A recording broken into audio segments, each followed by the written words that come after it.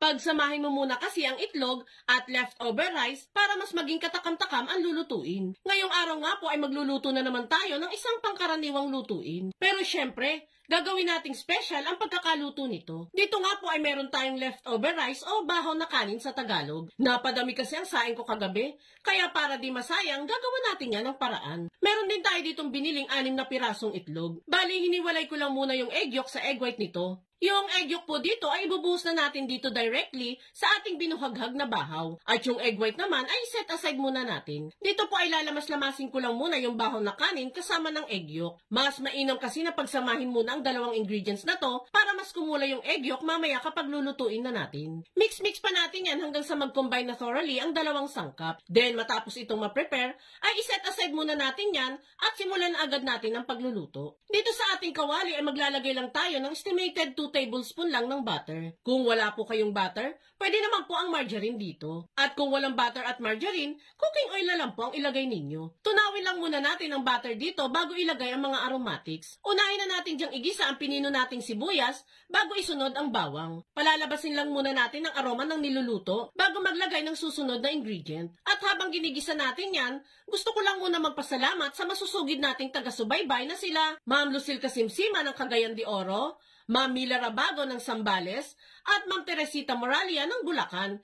Thank you always for watching mga madam ko. Once magisa-gisa na dito ang mga aromatics, ay sinunod ko na din dito itong 1/4 kilo ng pork giniling. Pwede nyo naman pong damihan or kontian pa ang pork giniling, depende sa budget ninyo guys. Halo-haloin lang muna natin yan hanggang sa bahagyan ng maluto ang pork giniling dito.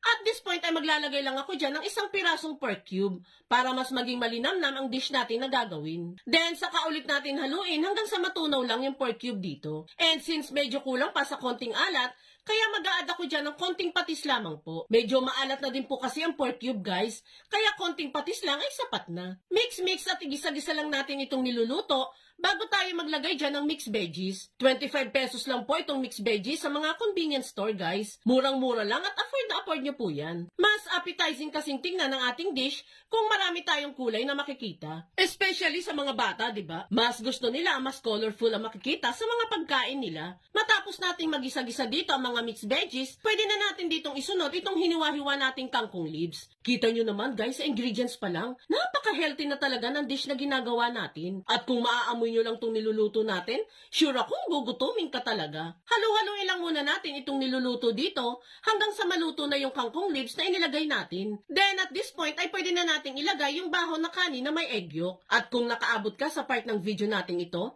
it means na interesado ka sa niluluto natin today.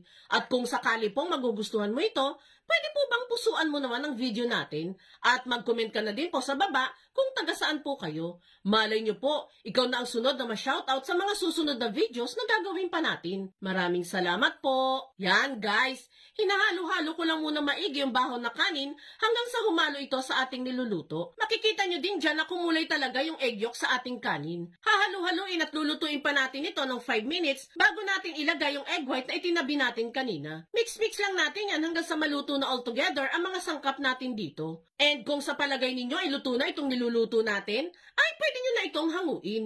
And ready to serve na itong super sarap at overloaded sa sangkap na pork chow fan. Dito guys, no need nyo na magluto pa ng bukod na ulam. Dahil dito pa lang sa pork chow fan natin, ay masasatisfied ka na sa sarap at hindi ka na maghahanap pa ng uulamin. Kaya itag mo na din ang buong pamilya at barkada at subukan nyo na din magluto nito.